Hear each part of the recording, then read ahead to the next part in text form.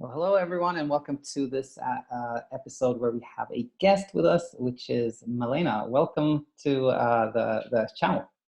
Hi, Daniel. So, thanks so much for coming on, and basically just tell us what's going on, and then we'll see what may be the best way for you forward. So, about 8 months ago, I started noticing that, let's just say this ahead of time. Like, I used to be a great sleeper. I used to sleep like 9 hours. I used to drink coffee before I went to bed. I never thought about sleep at all. But about 8 months ago, I started noticing that I was having like early awakenings. I think I was kind of noticing that I was waking up like, and I was kind of conscious of my sleep. I don't know if that makes sense to you. Mm-hmm. And I was waking up earlier than usual. And I kind of put it behind me because I was like, that's just a little weird, but okay, I'm just gonna keep going on. And I did, and I kept going on. And then about like 2 weeks after I started noticing the awakenings, I had like a couple sleepless nights actually, where it was really hard for me to fall asleep. And I mentioned it to my husband, and he was like, well, my friend, she's a pharmacist, and she mentioned, I mentioned that you were having trouble sleeping, and she was like, you should tell your wife to try melatonin. So he went ahead and purchased the melatonin, and I started taking the melatonin, and it helped me sleep. It helped me relax and sleep for a couple of nights. And then I was just like, okay, my sleep is back on track, so I'm gonna stop it. I didn't think much of it. I just stopped it, and my sleep went back to normal. Um, then a few weeks after that, I started having trouble again sleeping. And by this time, I had a nerve injury, and my neurologist prescribed gabapentin. So I was taking gabapentin, and it was like helping me, like, it made me drowsy and made me relax, and still having trouble sleeping. But I just put it to the side, and I was like, oh, okay, this melatonin is helping me sleep anyway. And I'll just continue to do this. And then a month went by, and actually it was about 3 days before a trip to actually Eugene, Oregon, No, to are you like support serious? your friend. Yes, yes. Okay, I okay. was with my family. I was going there with my family. We're gonna. I think, yeah. We went to the wild safari. Um, had a great time, by the way. But 3 days before that, I had no, 6 days before that, I had 3 nights that I didn't sleep at all, like at all. My heart was racing, my mind was racing, and I was telling myself, okay, what's going on? I felt like I kind of maybe had abused of the gabapentin, and maybe I was believing the gabapentin was putting me to sleep. And um, I honestly, I don't know exactly what happened. I don't remember what was I thinking at the moment, but I remember that I was nervous about going to sleep, and I already had that mentality that something was going on with my sleep. Um, so right after those 3 sleepless nights, I went to the doctor, and I told them, well, I'm having trouble sleeping. And they're like, oh, did you stop the gabapentin? And I'm like, I know, I'm still taking it. And she was like, well, maybe if you miss the dose or so, you're withdrawing from the gabapentin. And I was like, oh, maybe that's the case. And she was like, oh, you must feel terrible. And I'm like, yes, what can I do about this? And she went over the whole sleep hygiene thing, and she gave me Ambien for 10 days, and she sent me off. So I took the Ambien with me when I went to Oregon. So here's the thing. I didn't want to take it because I had Googled it immediately. I was like, oh my God, this is just gonna cause another round of, after I stopped taking it, of bad insomnia. So I kind of suffered throughout the whole trip, honestly, with my sleep. I still managed to pull through, but it was very, very hard. And I think that those 3 sleepless nights are the cause of the chronic insomnia, because after that, when I came home, I was like, I gotta do something about my sleep. I gotta I got to get on track. So I started drinking teas, and then I started drinking melatonin every night. And I mean, the list goes on. I tried Unisum, and um, you know, my sleep improved, but it never went back to normal. It never went back to normal. I remember getting really depressed about it, because I'm usually a very active person, very, very active person. I usually exercise every day. I go on runs every day. I love being outside. I love gardening. And I felt like not having enough sleep was like weighing down on me, and on my body. Um, and I kind of kept looking too, you know, for like signs of aging and, you know, things like that. And after a while, I tried to just kind of ignore it, and it improved. But about 2 weeks ago, I couldn't sleep again for like 3 days straight, and I'm like, oh man, it's coming back. It's gonna get bad again. And that's when I went on YouTube and I searched for, you know, ways to improve sleep. And I came across you, CBTI, and Got it. I was like, yeah, I was like, wow, you know, I've been missing this whole time. Nobody ever mentioned none of this. Like my doctor never mentioned any of this. So yeah, that's kind of like the rundown of my Yeah, story. absolutely. And no, that gave me very, very clear picture of what's happened. And I think so far, I know you've commented on several videos and I've answered some of your questions, I think, on the channel. But so far, what have you learned, and what do you think has been, what do you think is the reason that you're having so much trouble sleeping? Honestly, I think that my trouble sleeping came from after those three or four nights that I didn't sleep. Hmm. Because after that, every time I went to bed, I was hoping to sleep. Hmm. I was hoping to have my regular sleep back, um and it never happened. So I kind of got discouraged, and I started, you know, looking for other ways to sleep deeper and longer, and how to fall asleep faster. Um and actually, every time I went to bed, I just hated going to bed, because I was just thinking about another night. What if I don't sleep? What if I don't sleep? What if I don't fall asleep? You know, how am I gonna, am I actually, that was one of my questions. Like, what if a big day comes and you know, I can't sleep? You know, am I gonna enjoy it? It was that type of Hmm. anxiousness that kept, I think. And then some random, after that, some random weird random thoughts just that wouldn't even come to my head during the day would come to me at night, like when I was trying to go to sleep. Like random things throughout the day that, oh, I need to do this or I need to do that. Oh, okay. And I used to tell myself, okay, maybe you should just try to put that on the side, you know, try to sleep, try to sleep, try to sleep. Uh and then it just never would happen. It just, I never got sleepy enough to sleep. And sometimes I used to be really sleepy and I couldn't fall asleep. And I think maybe I had, by that time, I had associated my bed with something like that was not good, or alertness, you know. And when I heard about CBTI, I was reading some of, like, you know, the symptoms about, you know, chronic insomnia. And it kind of like hit with me that, okay, I am one of those people that fears going to bed. You know, I am one of Right. those people that um, does get nervous when they're going to bed. I am usually an anxious person, I could say, but going to sleep, it was like a little panic attack every time I went to bed. My heart used to race, you know, being in my room. Um, and I actually used to, like, if my husband fell asleep before me, I used to get really angry.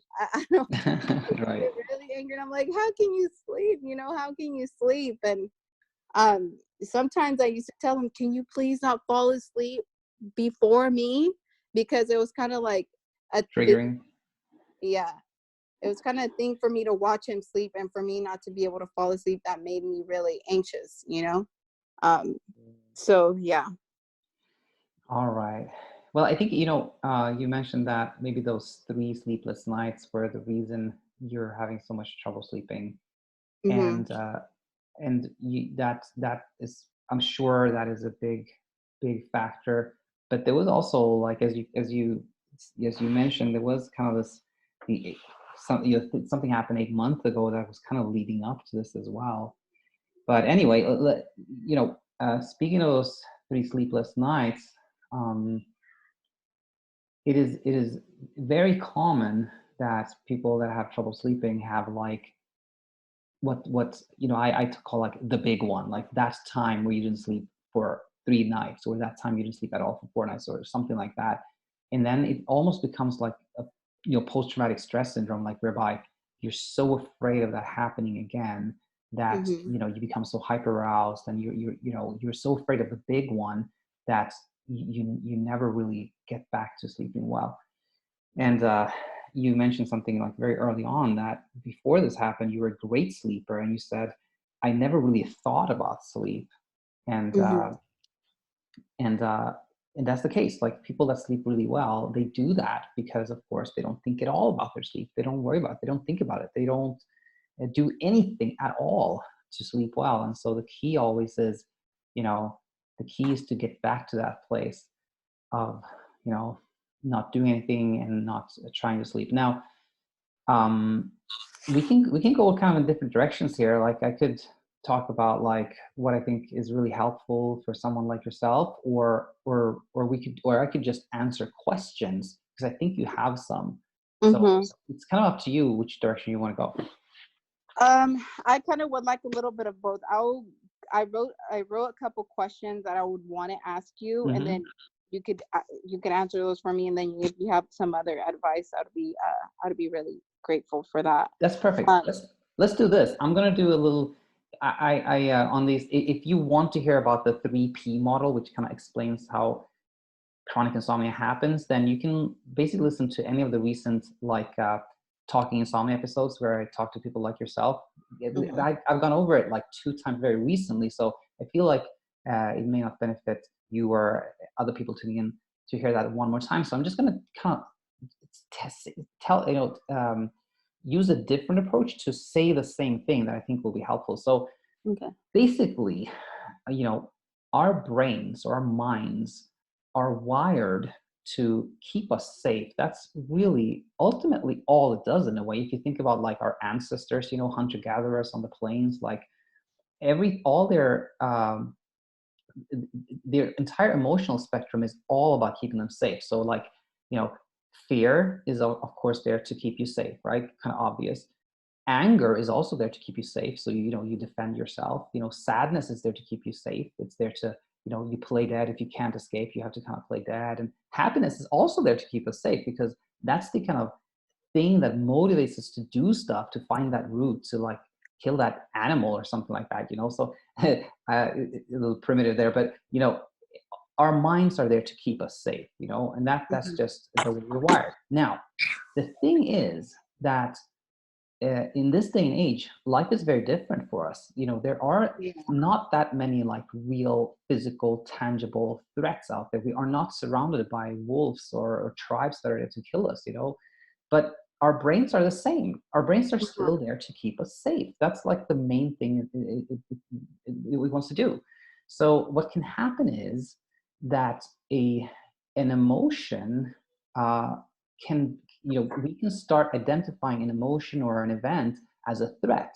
And when it comes to insomnia, it's like sleeplessness. It's like something happened 8 months ago, whereby you kind of slept a little off and you started to worry a little bit about it, which means that your brain was starting to be like, lack of sleep, maybe it's a little bit dangerous, but it wasn't too worried about it. And then you slept a little Mhm. bit, right?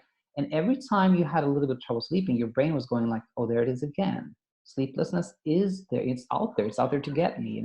And finally, you have those 3 nights where you didn't sleep at all. And then your brain is like, oh my gosh, this is a real threat to my health. This is a big issue. I gotta fight this thing. I gotta do something about it.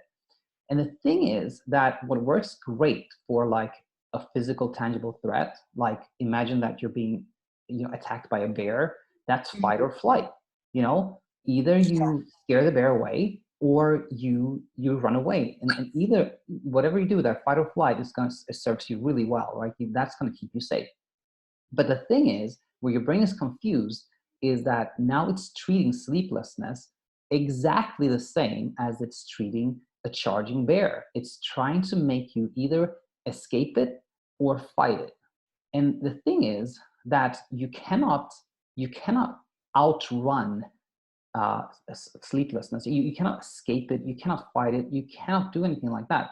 And when you try, taking some melatonin, you try some gabapentin, you try this and that, and it doesn't work, you ultimately are not in the long run at least sleeping any better. Your brain is like, whoa, this is a bigger threat than I thought. This is a real huge one. I got to do even more. And then you're stuck in this spiral where you try more things, you try to escape it, it just becomes worse, it comes back, and you just can never get out of it. So, you can already see from that story that the key to getting good sleep is to retrain your brain. It is to kind of like imagine the scared little child. You console that child. You tell the child, no, you have nothing to be afraid of. It's okay. Nothing's there to get you. It's like calm your brain down, teach it. There's nothing there. Like it's just a perceived threat. And what do I mean by that? In real practical terms, what do I mean by that? It is starting to spend less time in bed, get up early, go to bed later, if anything, spend maybe 6-7 hours in bed, something like that. You're teaching your brain that no matter what, I'm not gonna chase sleep. I'm not gonna pursue sleep. I'm teaching you, brain, that sleeplessness is not something you have to fear. And also, and not doing things to try to sleep, like supplements or soothing sounds or sleep masks or sleep hygiene. All those things are just, when you're doing any of that, you're telling your brain, hey, sleeplessness is bad, it's dangerous, you got to do something, you got to you're reinforcing what it already does. So the key to sleeping well is spending less time in bed, doing less things to sleep, and again, teaching your brain that it has nothing to fear. That is the path towards like sleeping well forever. So with that said, just tell me if that makes sense, if you have any questions about this part, and then you can just go ahead and ask me your questions. Okay. No, that was a lot of help. Thank you, Daniel. You're right about the whole sleep hygiene thing. I started listening to sounds, and then I started putting face masks on, and nothing worked really. And I think that made it worse actually, because I was finding ways, and it just didn't improve my sleep, and I started getting more agitated. And honestly, sleep hygiene, I feel like it brings more attention to the situation than what it is. So 100%. I'm grateful I found your channel and learned that. But okay, so here are the questions. Is it okay to watch TV in bed? Like right before, like let's say 1 hour before your sleep window, I should say, because I started restricting my sleep. And is it okay that because I feel like sometimes it could be kind of a sleep effort because I'm relaxing in bed. Is can you give me your, Yeah, opinion on that? absolutely. This is a very good question.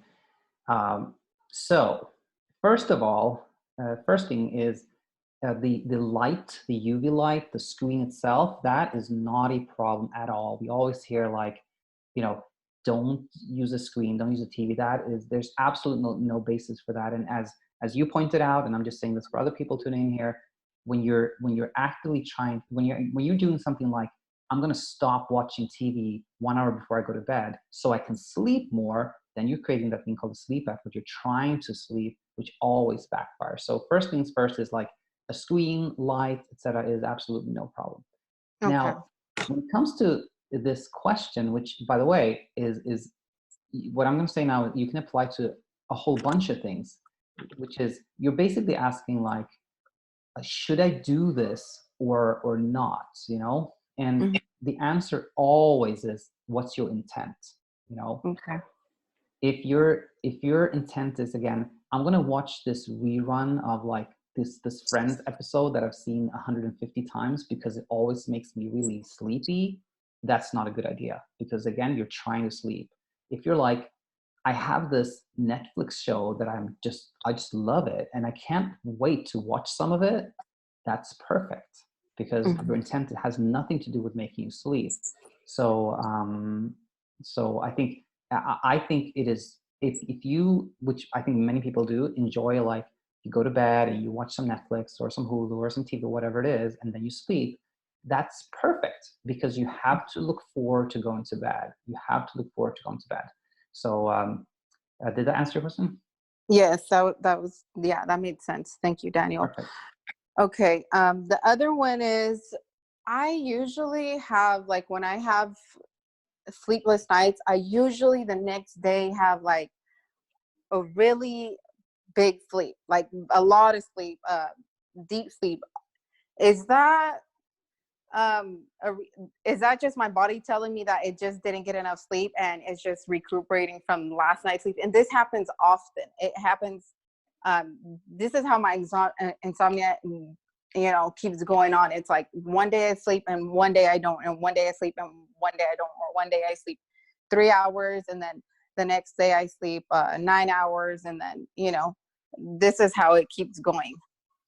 Yeah, there's no mystery there whatsoever. It's most likely it's just sleep physiology. It's simply that you sleep very little one night, and then your body needs to sleep for more the next night.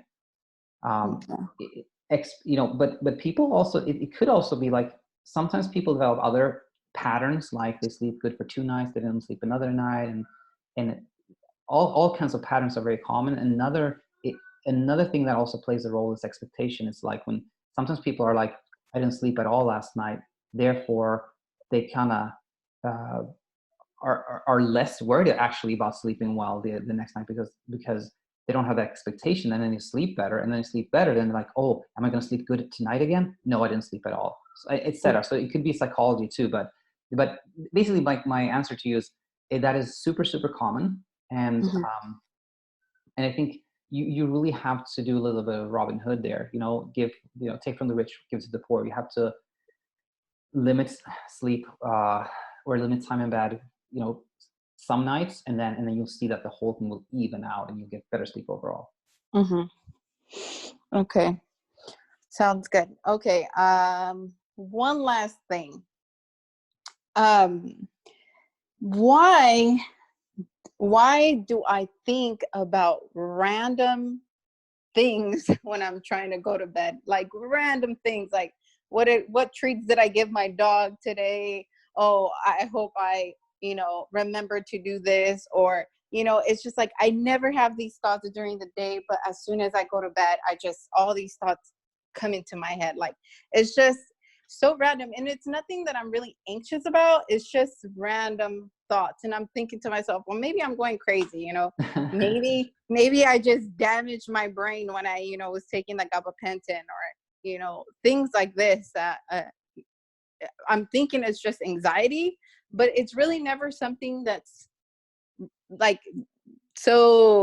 like that makes me anxious. Is that if that makes sense? It's just really little, like little things here and there that pop into my head, and it just doesn't stop. And then I tell my brain, oh, you got to stop. You got to relax. You need to try to sleep. And um, basically, if there's a reason why that happens.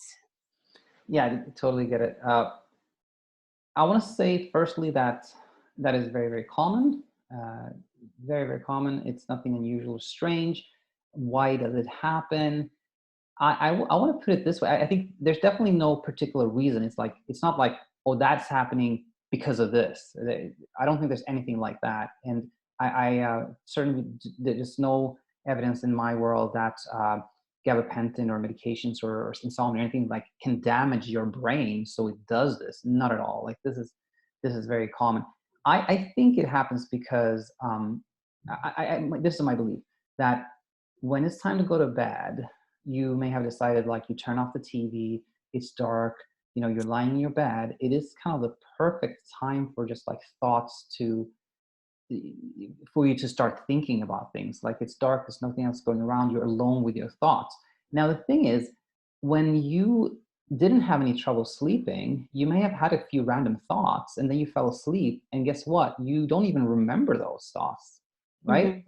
Mhm. Mhm. Versus now, when you are somewhat preoccupied by, thinking about, am I going to sleep, am I not going to sleep, what's happening, and then those random thoughts, they're more like, you're more aware of them, you think about them, you identify them, so I think, to summarize this, I don't think anything has really changed. You probably had a lot of thoughts before when you slept well, but you Mhm. didn't really think about it. You didn't notice them. They weren't really a thing. Mhm. Yeah, that makes sense. That makes sense. And by the way, Uh, to add to that, generally as you're doing, like you're spending less time in bed, you're trying less to sleep, etc.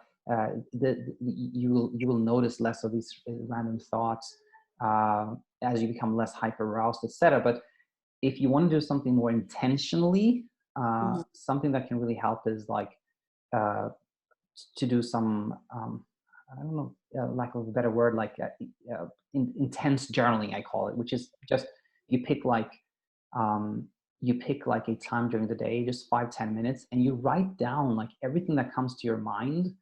And Mhm. sometimes that can help because then your brain has this kind of outlet for random thoughts, and it stops bombarding you at night. So that's something to consider. Okay. Yeah, that sounds good. Okay, one more thing that came into my to my head right now. So, you mentioned not talking to family about sleepless nights, which I have. They usually used to, my sister, because I live with my sister. She used to tell me, "Oh, how did you sleep last night?" And I used to be like, "Oh, not good." And then she used to tell me, "Well, that's not surprising." Um, and so now when she does it, I just say, "Oh, I'm good. I'm fine." But I kind of feel like I'm thinking in my head, oh, I'm not answering, I'm not answering because I just don't want to think about sleep. Is that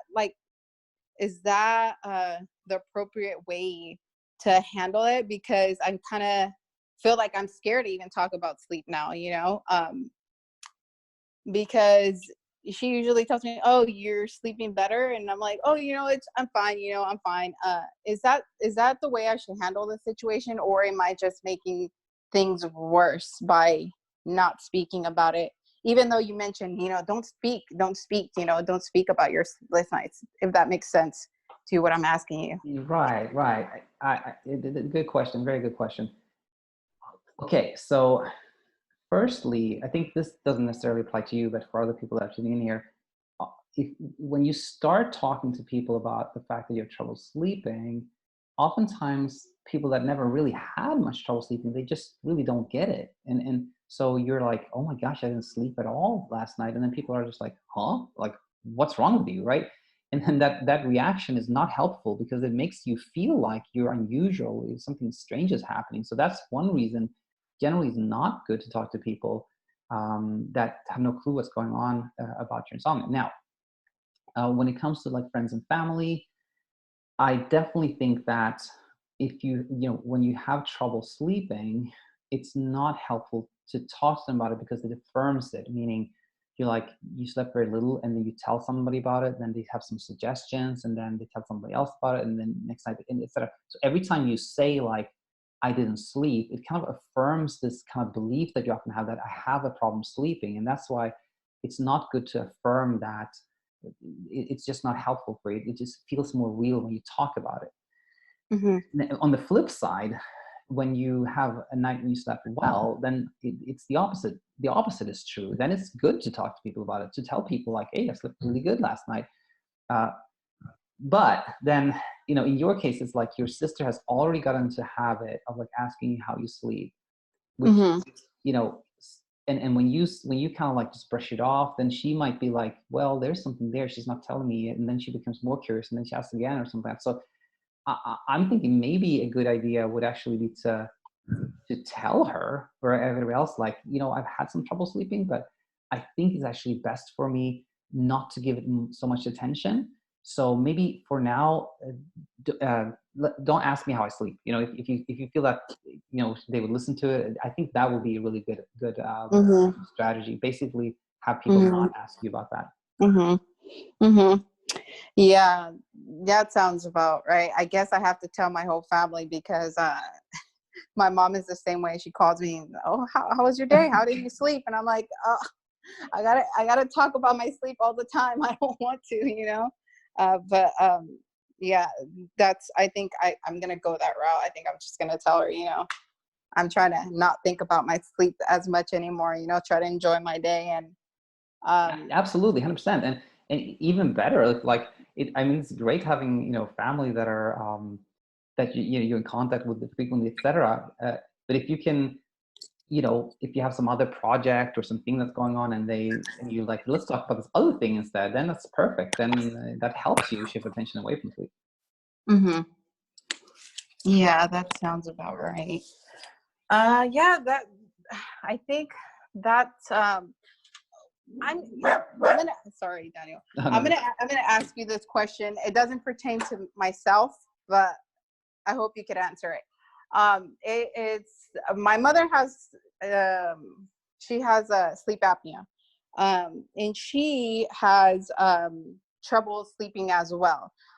She told me that it's because of sleep apnea. I don't believe I have sleep apnea because I have trouble falling asleep, and my doctor said no, you don't have sleep apnea. Do you think it could be a possibility that I could have sleep apnea because I know that it runs like in families? okay, yeah, I totally get the question. And here's the thing. Firstly, for everyone out there, like talk to your doctor, and your doctor seems to think that you don't have sleep apnea, and so I'm glad you spoke to your doctor about that. Now, it's usually not very difficult to tell if somebody has sleep apnea or not. Mm-hmm. The person with sleep apnea may very well wake up very often. Sometimes it does take them a lot of time to fall asleep. That could be a symptom too. But the way to tell one from the other is the emotional component of it. Meaning, people with sleep apnea often wake up a ton of times, but they fall back asleep quickly. They don't describe that they struggle with sleep. They're not trying things to do to sleep. There's no kind of battle there. Versus insomnia, which is just like, I've tried this other thing, nothing works. And that really distinguishes one from the other. And and I want to add one more thing, which is um, so this is kind of a little what do you call it, like almost like a formula that you can plug a lot of things into, and it goes like this: like, X is not the problem, but thinking X the problem is. Meaning, people often ask, like, do you think I could have, is it because of I drink too much coffee, is that why I can't sleep, or is it because of my hormones that I can't sleep, or is it this other thing that makes me sleep? And in reality, all kinds of things, including sleep apnea, can make it, can disturb your sleep. But to have this kind of ongoing like battle with sleep, if you will, there's only one thing that can do that, and that is your own thoughts, beliefs, and habits. So you can almost plug anything into that formula. Meaning, like, let's say coffee, like X is not the reason you can't sleep, but believing X is the problem. So you can say, like, coffee is not the reason I can't sleep, but worrying about coffee is the reason I can't sleep. So it's almost always like the thing that you're worried about is not the problem, but you worrying about the thing is the problem. Mm-hmm. Yeah, that sounds about right. Another thing for my mom, because I told her, yeah, I'm sure the sleep apnea causes, for you to wake up often, but is can sleep apnea cause or trigger chronic insomnia? Because I feel like she has it too. And I told her, I found this great YouTuber, Daniel, he Cool. told me, Yeah. he mentioned, spend less time in bed, and if you wake up often, try to at least limit your time. And I'm not sure if that applies to you, but I could ask him that question because she doesn't speak great English. But I just wanted to ask you that question. No, it's a good one. And I think anything, the thing is, like, anything can trigger chronic insomnia. Mhm. It could certainly be that somebody had sleep apnea. They started sleeping really, really poorly, and they started, worrying about it, and all kind, that thing. Anything can trigger it, but again, if somebody has well-treated sleep apnea and they're like still like takes them hours to fall asleep, they're just struggling to sleep, they can't fall back to sleep, etc.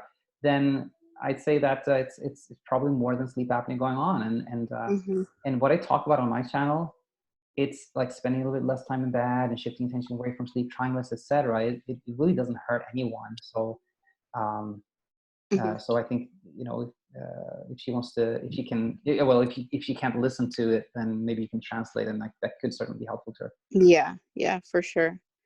All right, Daniel. Yeah, I think you answered all my questions. I started a bedtime restriction. Hmm. I'm not thinking much of it. I'm just writing down my on my sleep diary, and I could say honestly that I've been sleeping better since I've been limiting my time in bed. Hmm. I've been falling asleep quicker, you know. So that's a big plus for me because that was the main thing for me, not the actual awakenings, Hmm. Hmm. but the falling asleep was what's hard. But I think limiting time in bed, it's I think it's helping. So thank you so much for everything that you do uh, for us people, struggling with ongoing insomnia. Anytime. I'm super encouraged, by the way. Like, and you've only really, I think you only found my channel like 2 weeks ago, and basically what I'm saying is like every little tiny positive you see in the beginning is like is a huge encouragement. That means like if you just continue the path and you don't get distracted and start reacting and trying things and stuff like that, things will just get better and better. Yes, yes, yes. So yeah, with that said, thanks for coming on, and any questions that come up, let me know, and we'll go from there. Okay, thank you.